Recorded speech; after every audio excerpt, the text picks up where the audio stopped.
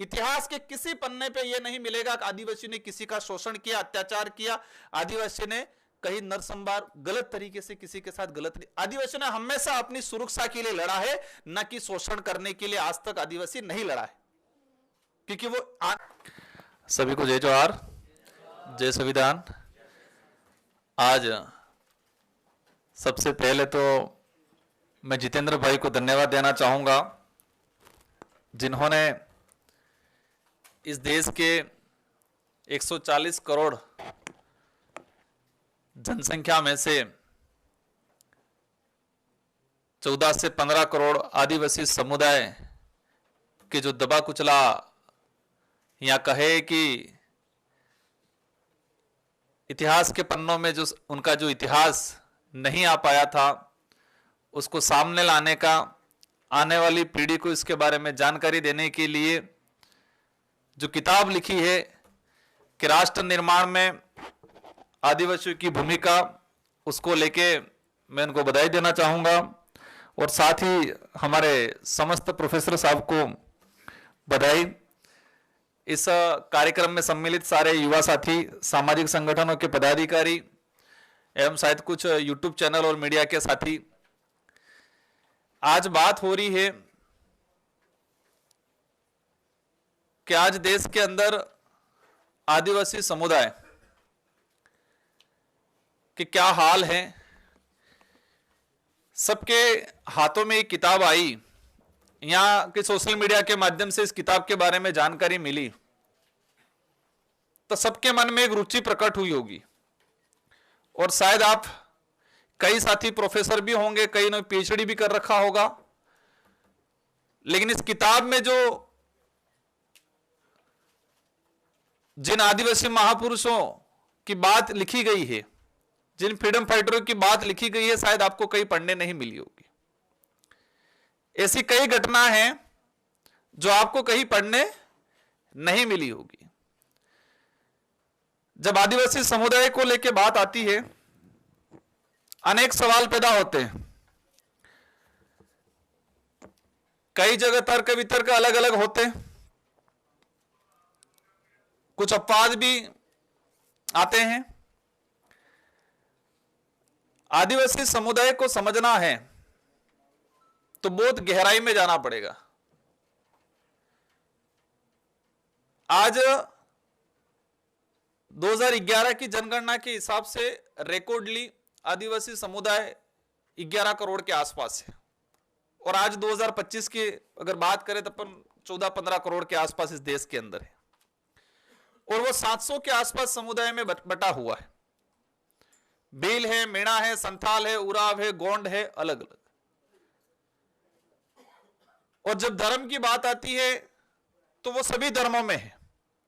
आदिवासी हिंदू भी है, आदिवासी ईसाई भी है, आदिवासी मुस्लिम भी है, आदिवासी जैन भी है। और आदिवासियों के इतिहास की बात आती है तो ये सच्चाई है कि आदिवासी महापुरुषों के इतिहास, आदिवासी उनका जो संघर्ष रहा है, उनका जो बलिदान रहा है, वो नजरअंदाज हुआ है।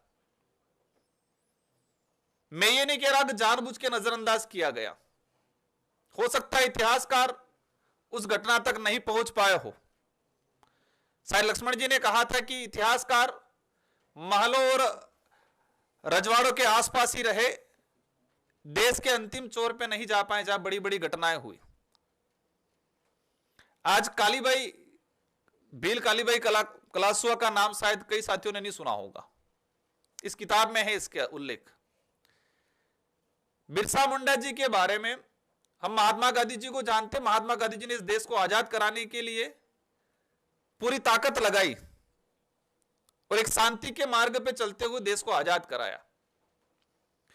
लेकिन हम उस बात को नहीं जान रहे थे कि महात्मा गांधी जी भी बिरसा मुंडा और कान्हो नाम सुना होगा, सिंधु कान्हो, इनसे प्रेरित होके इनके अंदर एक ऊर्जा आई थी। उनका उद्देश्य था, लेकिन इनसे भी प्रेरित हुए थे। लेकिन 5 साल पहले बिरसा मुंडा जी को शायद बहुत कम लोग जानते थे। हमारे स्कूल में हमको ज्ञान कहां से मिलता है? स्कूल के पाठ्यक्रम में, कॉलेज के पाठ्यक्रम में। लेकिन स्कूल का पाठ्यक्रम उठा के हम देखते हैं तो आदिवासी महापुरुषों के बारे में बिल्कुल ना के बराबर है। मैंने कई स्टडियां की, मेरा एजुकेशन बिल्कुल ग्रामीण इलाके में रहा है और हमारे गांव की शायद हमारी पहली पीढ़ी हमको पढ़ने का अवसर मिला और पहली पीढ़ी में भी 10% लोग पढ़े होंगे। हमारे साथ में 90% बच्चे नहीं पढ़ पाए, आज भी अभी पढ़ रही है।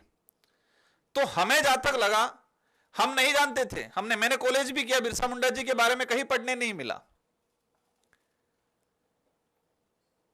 कालीबाई कलासुआ 19 जून 1947 को उन पे गोली चलाई गई, आजादी से 2 माह पहले, आजादी से 2 माह पहले। वो गोली इसलिए चलाई गई कि रास्तापाल में शिक्षकों के द्वारा पढ़ाया जा रहा था और वो जो स्कूल थी उससे मतलब स्कूल उस समय अस्थायी चलती थी कि 5 दिन इस गांव में चली, 5 दिन उस गांव में चली। तो वो मेरे परिवार से भी होके गुजरा था। कुछ समय मेरे गांव में, मेरे परिवार में भी हमारा जो पुराना घर था वहां चला था। तो गोली मारी गई, इसलिए मारी गई कि वो स्कूल बंद कराई जा रही थी और पाठ्यक्रम में पढ़ाया जाता है कि अंग्रेजों ने गोली मारी।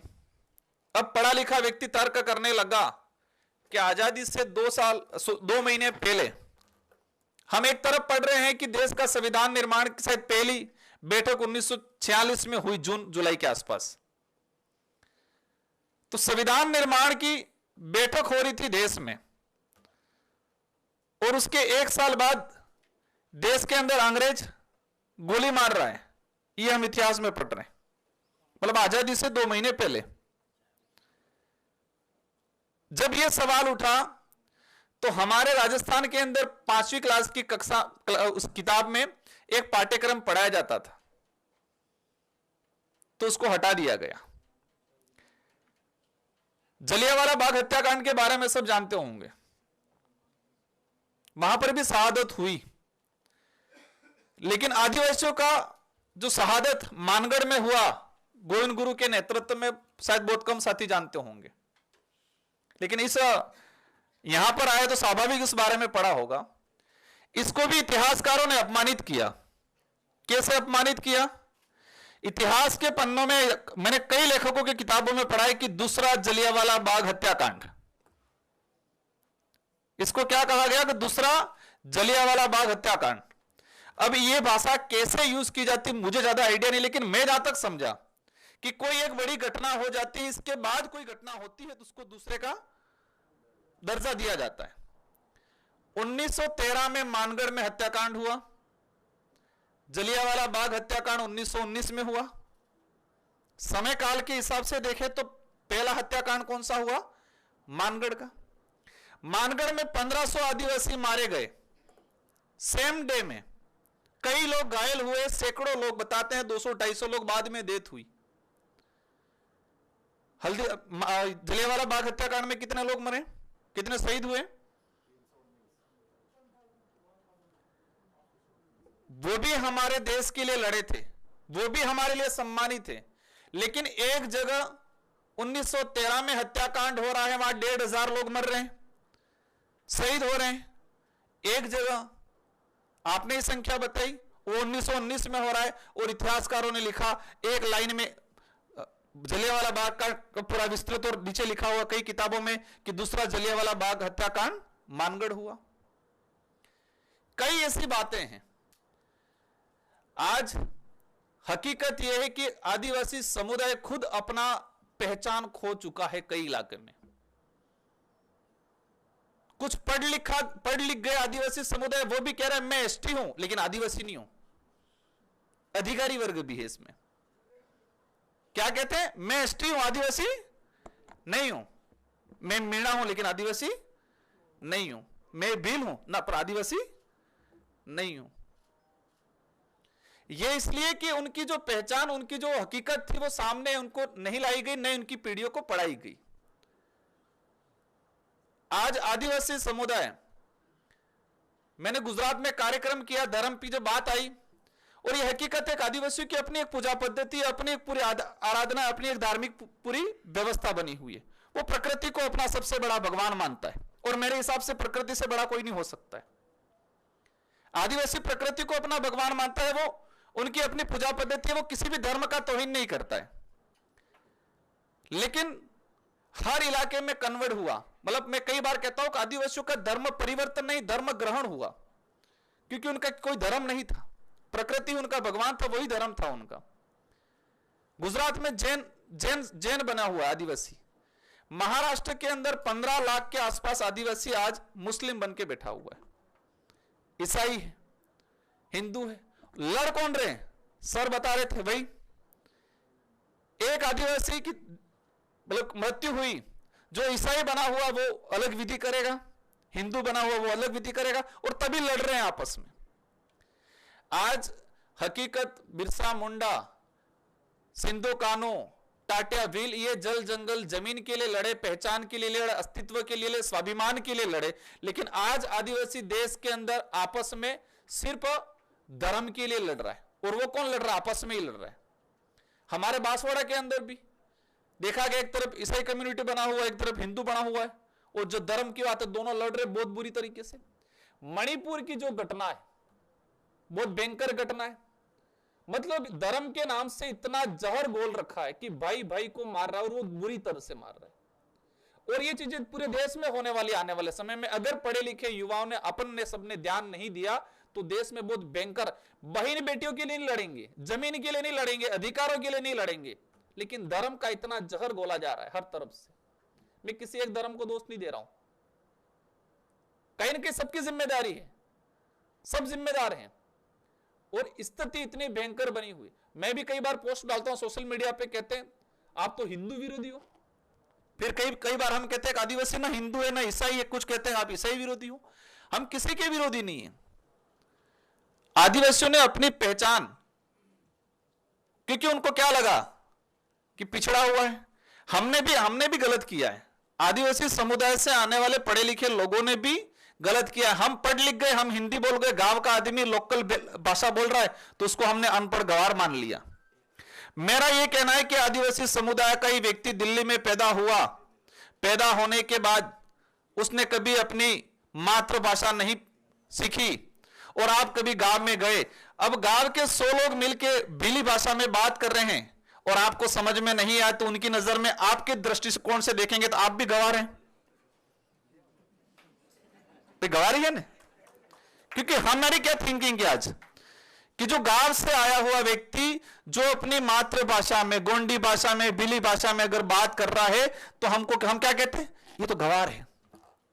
तो आप भी उस इलाके में गए और आपको वो गोंडी भाषा में बात कर रहे हैं और आपको समझ में नहीं आया तो आप भी गवार हुए, पिछड़े हुए, वही हुआ। कोई मतलब कहे कि थर्मामीटर तो है नहीं कि कौन सी लैंग्वेज अच्छी है, कोई कितना क्वालिटी वाली क्या है, तो अपनी भी भाषा है। आदिवासियों, जैसे कि आज जल जंगल जमीन बुलडोजर चला रहे हैं, आज अवैध खनन हो रहा है, लेकिन मुझे जहां तक लगता है कि जमीन पे अवैध खनन हुआ, बोली पे भी हुआ, उनकी बोली भाषा पे भी अवैध खनन हुआ, इनके हिस्ट्री पे भी हुआ, इनके कल्चर पे भी हुआ। आदिवासियों की अनेक संस्कृतियां उन पे कलम चढ़ा है। फिल्म इंडस्ट्री वाले बड़ी बड़ी आदिवासी समुदाय से जुड़ी हुई स्टोरियों पे फिल्म बना लेते, और वास्तविक जो व्यक्ति है जिससे जुड़ी हुई फिल्म उसको पता ही नहीं है कई जगह। तो बहुत सारी चीजें हैं, बातें। हमारे पूर्व वक्ता जो प्रोफेसर साहब हैं उनका शब्द चयन शानदार था, बहुत अच्छी बातें बोली। मेरा एक ही कहना है कि हमारा सोच बदलनी पड़ेगी। हम जो अपने आप को अच्छा कपड़ा पहन लिया और अच्छी थोड़ी इंग्लिश बोल गए, आज मैं देखता हूं हिंदू राष्ट्र बनाएंगे, बात होती है, हिंदी के लिए लड़ाई होती है, मराठी के लिए लड़ाई होती है, और जो ये बात करने वाले इनके कितने बच्चों को ढंग से हिंदी आती है, क्योंकि विदेश में पढ़ रहे हैं, इंग्लिश ही बोलते हैं सब।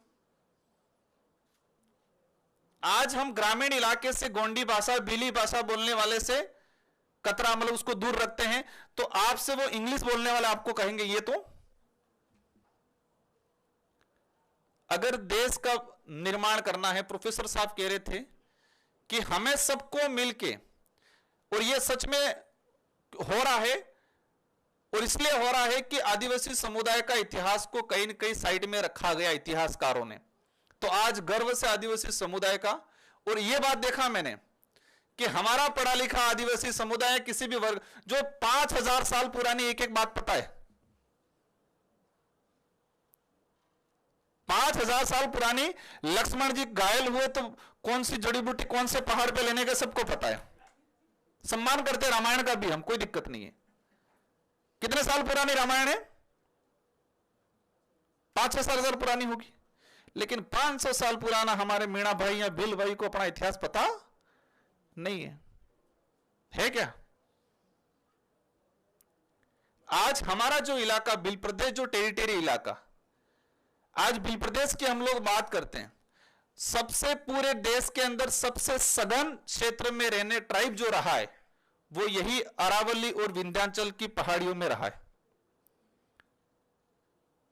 माही नदी, नर्मदा नदी की घाटियों में ही यही रहा है। और उस इलाके को 4 भागों में बांटा गया आजादी के बाद। और वही मानगढ़ हत्याकांड जो मैं बता रहा हूं, 1500 आदिवासी उस समय बिलराज की बात को, अलग राज्य की बात को लेकर 1913 में लड़े थे और 1500 लोग मरे थे।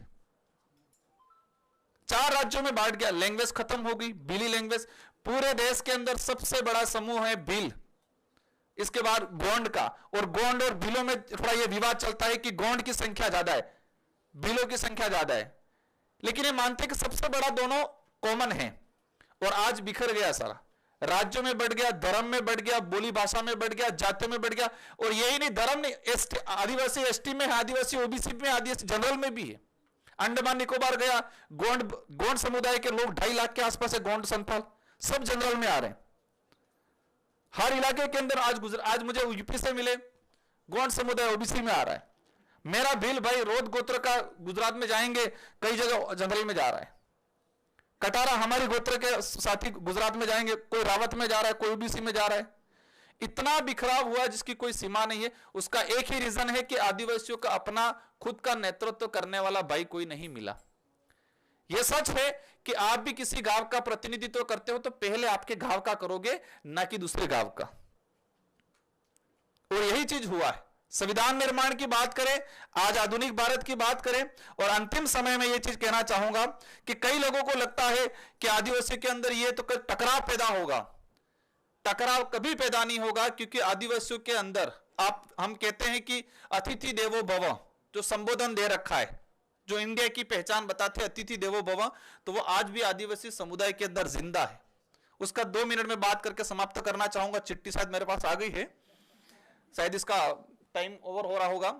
आज आप शहर में जाओगे, शहर में दरवाजा खटकाओगे तो वो पूछेगा कि आप कौन हो, कहां से आए हो, ये पूछेगा। और आज आदिवासी समाज के गांवों में, घरों में जाओगे तो पहले कहेगा मेहमान आए हैं, बिठाएगा, पानी पिलाएगा, चाय पिलाएगा, फिर पूछेगा कि पहचान में नहीं आए आप कौन हो। ये अतिथि देवो भव है। शहर में दरवाजा खोलने से पहले पूछेगा कौन हो, कहां से आए हो, क्या काम है। उसको समझ में आएगा तो बुला के पानी पिलाएगा, बाकी नहीं पिलाएगा। और गांवों में कभी नहीं देखा वो आदमी, लेकिन गांव ट्राइबल में जाएंगे तो पूछेगा, बिठाएगा, मेहमान है, शब्द क्या देगा, मेहमान आया है, पामना आप जाए, बिठाएगा, पानी पिलाएगा, चाय पिलाएगा, फिर पूछेगा कि पामने मतलब लोकल लैंग्वेज पूछेगा, आप पहचान में नहीं आए थोड़े बहुत, आप बताओ, शर्मिंदा होके पूछेगा। ये अतिथि देवो भव है।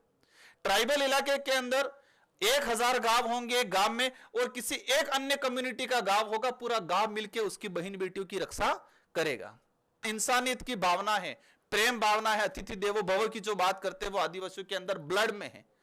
इन्हीं शब्दों के साथ आप सबको धन्यवाद, और जितेंद्र भाई को पुनः आपको बधाई, शुभकामनाएं, ऐसे ही किताब लिखते रहे। धन्यवाद।